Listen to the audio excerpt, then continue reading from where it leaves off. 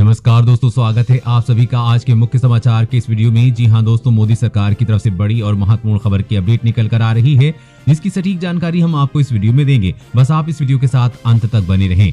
लेकिन उससे पहले आपसे एक छोटी सी रिक्वेस्ट है कि मुझे इस वीडियो को बनाने में बहुत मेहनत लगती है, तो इस मेहनत के लिए वीडियो पर एक लाइक जरूर कीजिएगा। साथ ही वीडियो के नीचे दिए गए इस लाल बटन को दबाकर चैनल को सब्सक्राइब कीजिए और इस घंटी को भी दबाइए, ताकि आपको दिन भर की बड़ी खबरों की जानकारी लगातार मिलती रहे। तो चलिए दोस्तों, एक एक करके सभी बड़ी खबरों के बारे में जान लेते हैं। तो दोस्तों, आज की पहली बड़ी खबर की अपडेट की बात करें तो एलएसी पे भारत चीन विवाद को लेकर बड़ी खबर। चीन ने भारतीय चौकी के सामने तैनात किए टैंक। जी हां, भारत चीन के बीच वास्तविक नियंत्रण रेखा यानी कि एलएसी पे जारी गतिरोध के बीच चीन की नई साजिश सामने आई है। चीन ने भारतीय चौकियों के सामने टैंक तैनात कर दिए हैं। बता दें कि भारत और चीन के बीच एलएसी पर पिछले 18 महीने से विवाद चल रहा है। चीन ने एलएसी पर रेजोंगला, रेंटिनलॉ और मुखोसरी कवर टैंक तैनात कर दिए हैं। चीन के टैंकों की एक एक्सक्लूसिव वीडियो भी सामने आई है, जिससे साफ दिख रहा है कि चीन ने सीमा पर भारतीय चौकी के सामने 30 से 35 हल्के और आधुनिक टैंकों की तैनाती की है।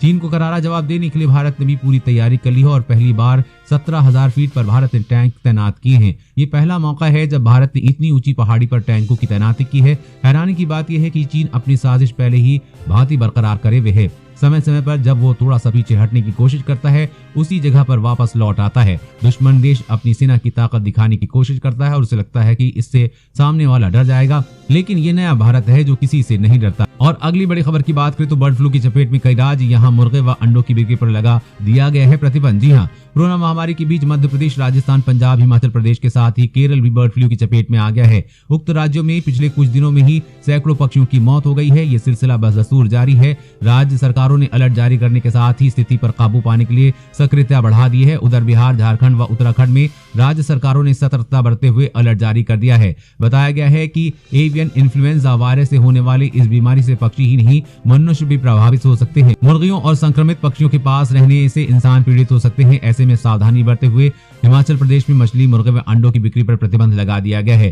कोरोना महामारी से केंद्र सरकार ने भी सबक लिया है, हालात नहीं बिगड़े। ऐसे में राज्यों को बर्ड फ्लू से संबंधित अलर्ट जारी कर दिया गया है। साथ ही मृत पक्षियों के सैंपल लेकर जांच के लिए भेजने के भी निर्देश दिए गए हैं। वहीं जगह जगह पर पक्षियों के शव मिल रहे हैं, वहां पर जांच अभियान चलाया जा रहा है ताकि संदिग्ध फ्लू के मरीजों को अलग किया जा सके। और अगली बड़ी खबर की बात करें तो 500 रुपए से भी कम दामों में मिलेगा ये जियो फोन। जाने खासियत। जी हाँ, रिलायंस जियो अपने ग्राहकों के लिए नए नए प्लान के साथ ऑफर भी पेश करता है। कुछ दिन पहले इस कंपनी ने 1,000 रुपए से कम में 4G LTE फोन लॉन्च कर धूम मचा दी थी। मुकेश अंबानी के नेतृत्व वाली जियो ने इसके बाद जियो फोन 2 को अपग्रेड वैरायटी के तौर पर लॉन्च किया था। फिलहाल जियो फोन 699 रुपए में खरीदा जा सकता है।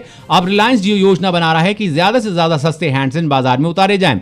जियो फोन के सस्ते वेरिएंट तौर पर जल्द जियो फोन 5 को लॉन्च किया जा सकता है। खबरों के मुताबिक जियो फोन 5 ओरिजिनल जियो फोन का एक लाइट वर्जन होगा। इसका मतलब है कि इसी जियो फोन की मौजूदा कीमत से कम दाम में बेचा जाएगा। जी हां, जियो फोन 5 को 399 रुपए की कीमत पर लॉन्च किया जा सकता है, यानी कि ये अब तक बाजार में आने वाला सबसे सस्ता फोन बन जाएगा। और अगली बड़ी खबर की बात करें तो चीन को कहीं का नहीं छोड़ेगा अमेरिका, कर देगा बर्बाद, रिपोर्ट में हुआ खुलासा। जी हां, कोरोना महामारी के इस दौर में अमेरिका और चीन के बीच तनाव लगातार बढ़ता जा रहा है, जिससे चीन की चिंता बढ़ी हुई है। खबर के मुताबिक चीन पर आर्थिक प्रतिबंध लगाने के लिए अमेरिका चीन के खिलाफ और भी ज्यादा आक्रामक होता जा रहा है। एक ताजा रिपोर्ट के मुताबिक दुनिया का सबसे ताकतवर देश अमेरिका ने अपने कांग्रेस में चीन के खिलाफ एक सख्त बिल पास किया है, जिससे चीन पूरी दुनिया में अलग थलग पड़ जाएगा। साथ ही साथ आने वाले दिनों में उसकी परेशानी बढ़ जाएगी। खबर के मुताबिक अमेरिकी कांग्रेस में National Defense Authorization Act pass किया गया है। इस एक्ट में भारत और चीन के बीच लद्दाख में हुए सैन्य तनाव का भी जिक्र किया गया है। साथ ही साथ चीनी सरकार और चीनी सेना की निंदा की गई है।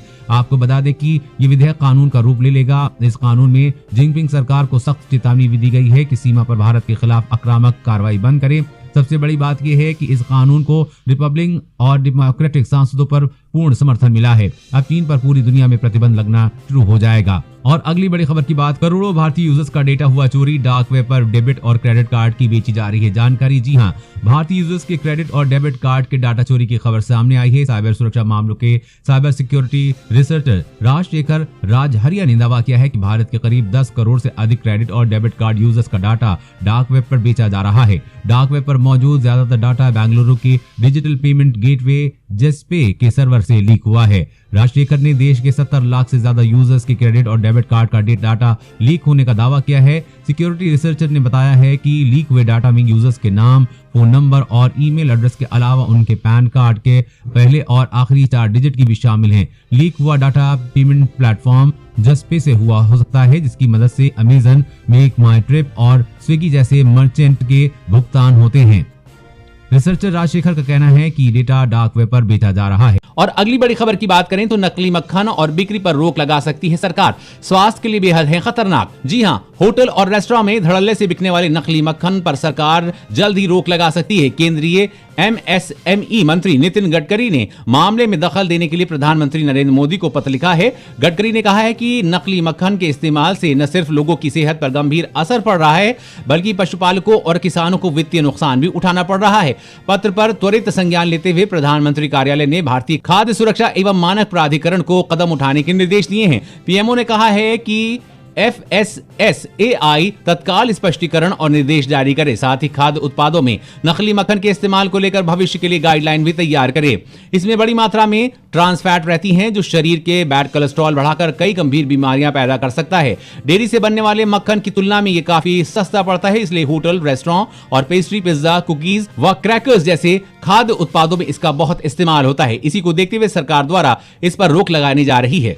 और अगली बड़ी खबर की बात करें तो रूस के साथ S-400 डील को लेकर भारत पर प्रतिबंध लगा सकता है अमेरिका। रिपोर्ट में हुआ बड़ा खुलासा।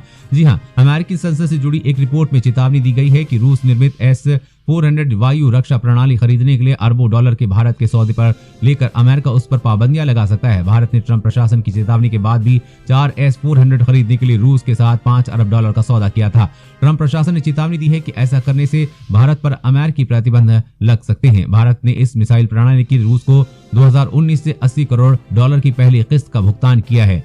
S-400 रूस की सबसे उन्नत लंबी दूरी तक सतह से सतह पर मार करने वाली मिसाइल के रूस में जानी जाती है। पिछले महीने रूस ने कहा था कि अमेरिकी पाबंदी की धमकी के बावजूद S-400 मिसाइल प्रणाली की पहले खेप की आपूर्ति समेत वर्तमान रक्षा सौदों को अमली जामा पहनाया जा रहा है। भारत को S-400 मिसाइल प्रणाली मिलने के बाद सीमा पर चीन और पाकिस्तान को कड़ी टक्कर मिलेगी।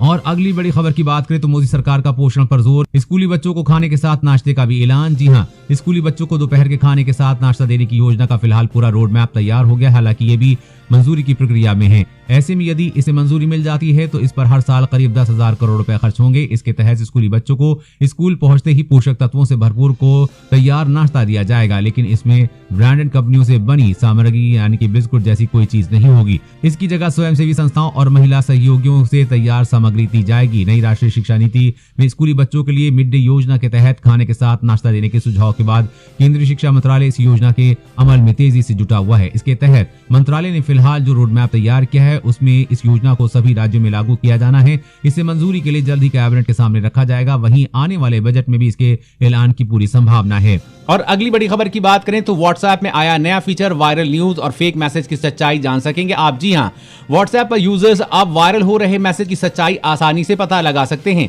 कंपनी ने एक सर्च द वेब नाम का एक नया फीचर रोल आउट किया है। इस फीचर के जरिए यूजर्स ये चेक कर सकते हैं कि फॉरवर्ड किया गया मैसेज सही है या फेक। व्हाट्सएप पर कोरोना काल के बीच कई तरह की खबरें तेजी से वायरल हो रही हैं। ऐसे में कंपनी के इस फीचर की मदद से अब यूजर्स असली और फर्जी मैसेज को आसानी से पहचान सकेंगे।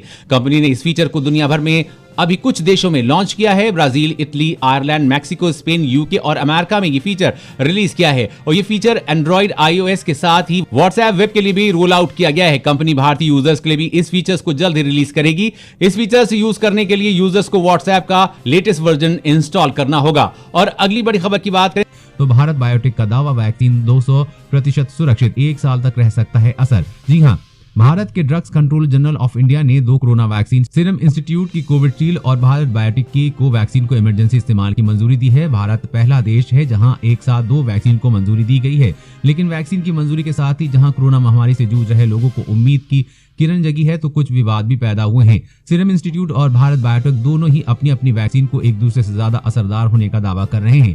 कांग्रेस समेत कई राजनीतिक दलों ने भी वैक्सीन की मंजूरी को लेकर सवालिया निशान खड़े किए हैं। तमाम विवादों के बीच भारत बायोटेक की के एमडी कृष्णा एल्ला ने वैक्सीन को तमाम सवालों को लेकर विस्तार से जानकारी दी है। कृष्णा एल्ला ने कहा है कि अब टीके का राजनीतिकरण किया जा रहा है। उन्होंने कहा कि उनके परिवार का कोई भी सदस्य किसी भी राजनीतिक दल से नहीं जुड़ा है। उन्होंने कहा कि उन्हें पूरा भरोसा है कि हमारी वैक्सीन 200% सुरक्षित है। 50 लाख डोज टेस्टिंग के लिए भेजी गई हैं। उन्होंने कहा कि कंपनी की वैक्सीन में केवल 15% ही साइड इफेक्ट सामने आए हैं। अभी तक सभी ट्रायल में अच्छे नतीजे सामने आ रहे हैं, जिसने पाया कि वैक्सीन का असर कम से कम 1 साल तक रहेगा। दोस्तों, आज की खबरों में बस इतना ही। इसी तरह हर रोज काम की खबरें जानने के लिए आप हमेशा हमारे साथ जुड़े रहें। हमारे साथ जुड़ने के लिए वीडियो के नीचे दिए गए इस लाल बटन को दबाएं और साथ ही इस घंटी को भी दबाइए ताकि आपको हर खबर की सटीक जानकारी मिल सके। जय हिंद, धन्यवाद।